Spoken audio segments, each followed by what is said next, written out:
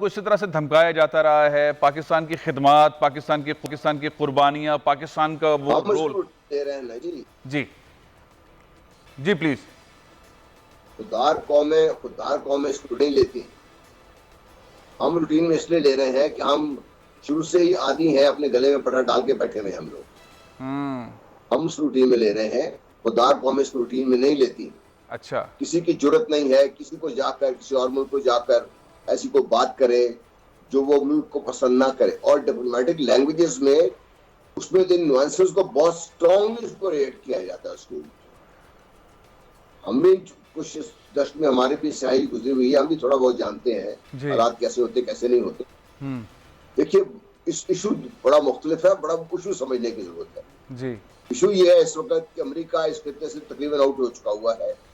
وہ پاکستان کے ذریعے اس خطے میں دوبارہ داخل ہونا چاہتا ہے اور افواہیں گرم ہیں. آرٹیکل چھپ رہے ہیں کہ وہ کسی نہ کسی طریقے سے پاکستان کو استعمال کرنا چاہتا ہے اس خطے میں دوبارہ انٹری کے لیے اور اپنا انفلوئنس دوبارہ یہاں پہ بحال کرنے کے لیے. پاکستان پہلے اس سلسلے میں استعمال ہو چکا ہوا ہے. یہ پریسیڈنٹ ہے ہمارے پاس. ہم اس کو ڈینائی نہیں کر سکتے. پاکستان کی وجہ سے ہی اس کو افغانستان میں جانے کا موقع ملا. یہ بھی ایک حقیقت ہے. ہم ڈینائی نہیں کر سکتے اس کو.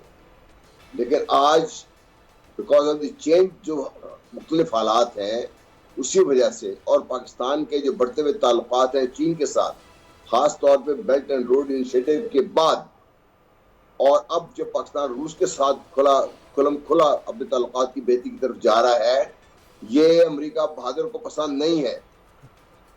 یہ اس بیک گراؤنڈ میں اور اس خطے کو امریکہ پاکستان کو یا افغانستان کو کبھی سیٹل ہونے دینا نہیں چاہتا. وہ چاہتا ہے کہ ہم اس کے باج گزار اس کے نوکروں کی طرح اس کے سامنے دم ہلاتے پھریں. اس سے علاوہ پاکستان کو اور کوئی حقیقت وہ سمجھتا نہیں ہے. پاکستان اگر عمران خان صاحب یا کوئی بھی حکومت اس کے خلاف کھڑی ہوگی تو اس کو اس قسم کی لینگویج استعمال کی جائے گی. اس کے اوپر امریکہ نے پہلے کی ہے. تو آپ کے خیال میں عمران خان صاحب نے جو کیا ہے وہ درست ہے؟ میں یہ سمجھتا ہوں عمران خان صاحب نے بالکل جو کہا بالکل درست ہے. یہ ہم یہ جس جہاں پھنسے ہوئے ہیں کہ یہ سازش تھی نہیں تھی یہ انٹرفیرنس تھی. پہلی جو ہماری نیشنل سیکورٹی کمیٹی کا اعلامیہ آیا تھا اس میں کہا تھا بلیٹنٹ انٹرفیرنس یعنی کھلم کھلا اور بے انتہا زیادہ دخل اندازی کی گئی ہے. کون سا ملک پسند کرتا ہے اس چیز کو؟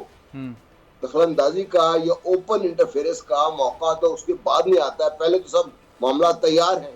ظاہر ہے پہلے تو پلاننگ ہو رہی ہوتی ہے بعد میں مداخلت ہوتی ہے. تو مداخلت ہو گئی عمران خان صاحب کو ہٹا دیا.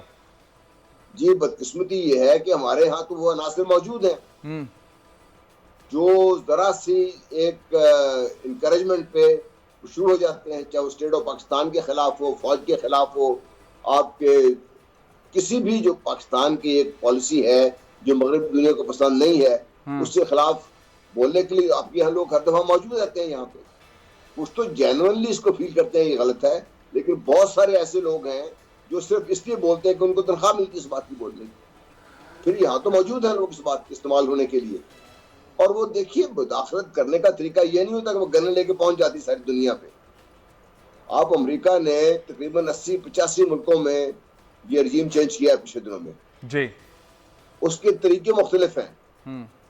کہیں وہ طاقت استعمال کرتا ہے کہیں کھلا پیسہ استعمال کرتا ہے کہیں طاقت پیسہ دونوں استعمال ہوتے ہیں. سبسکرائب کریں اور بیل دبائیں تاکہ کوئی خبر رہ نہ جائے.